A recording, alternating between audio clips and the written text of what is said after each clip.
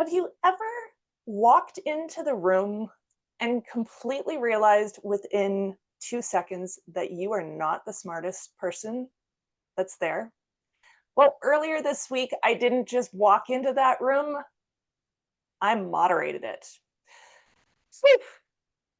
Two seasoned master speakers, one that truly has the essence of Tony Robbins.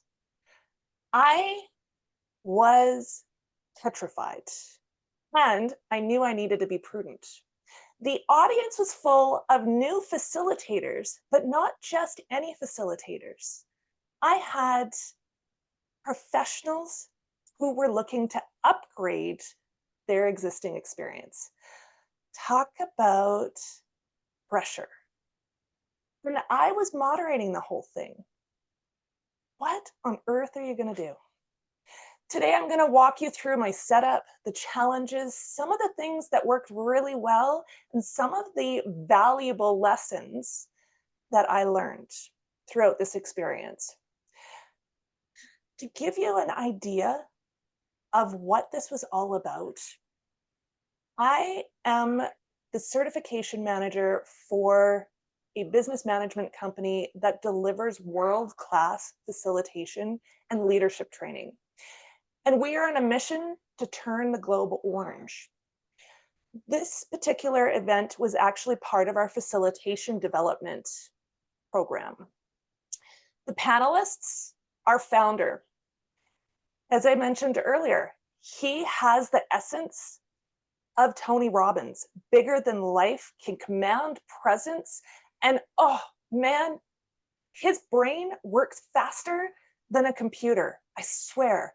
The other one is my mentor, my peer, and in a previous speech, I mentioned that I'm often his backup singer. And here I am in a room facilitating a session with him.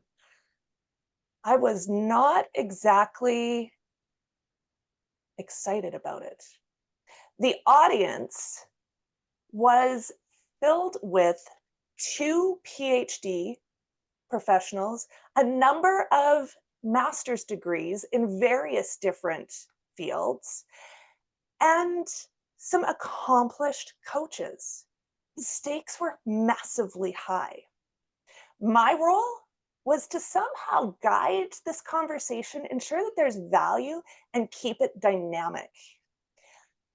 This really secret thing is, I'm actually in the middle of this facilitation camp myself, being certified while certifying other people. How weird is that? So my goal was really simple.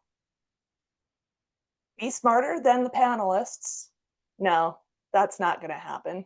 No, it was actually just to keep everyone engaged. Ask the right questions, draw out the gold, keep everybody engaged, and get the right process. That balance between engagement and eye rolling. My challenges? Well, first of all, the pit in my stomach. I was intimidated by our founder and my peer. I needed to balance humility, but also needed to stem up and muster authority. I needed to keep time management. So making sure that these two experts were on track, and one loves to tell stories. So I needed to make sure that we knew how to queue up and I could cut him off without seeming rude. I needed to make sure I was keeping the audience engaged, but also making sure that they were getting what they needed to learn to be expert facilitators in their own right. And the biggest challenge for me is flexibility. I really love a process. I really love to know what the next thing's going to be. And in our world at level 52, we often say, expect the unexpected. That pulls me out of my best sometimes. So I had to be prudent about how I stepped into that situation.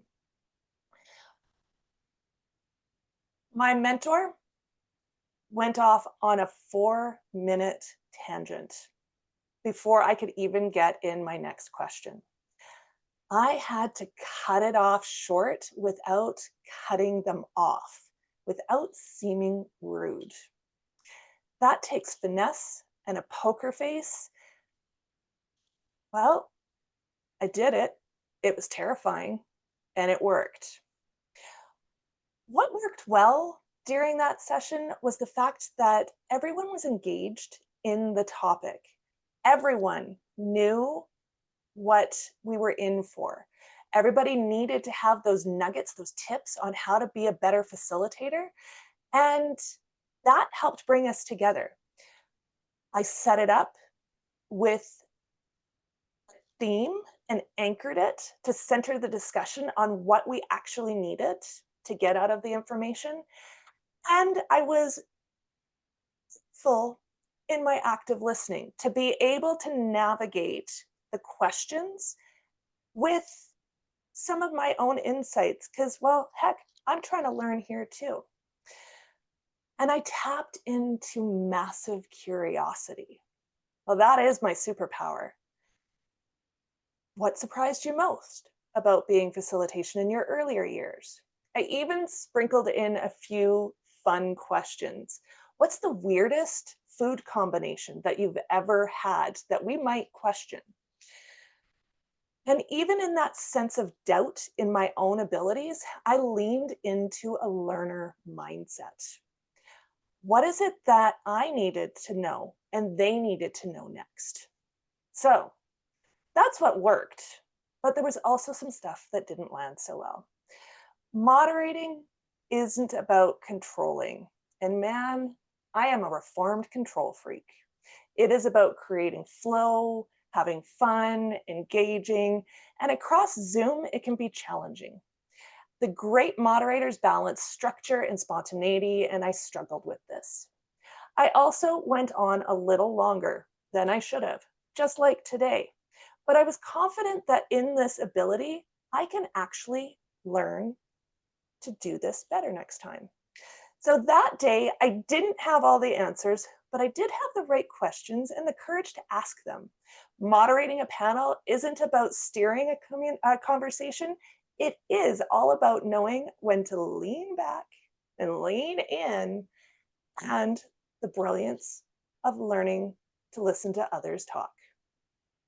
And that, my friend, is being in the hot seat while leading leaders.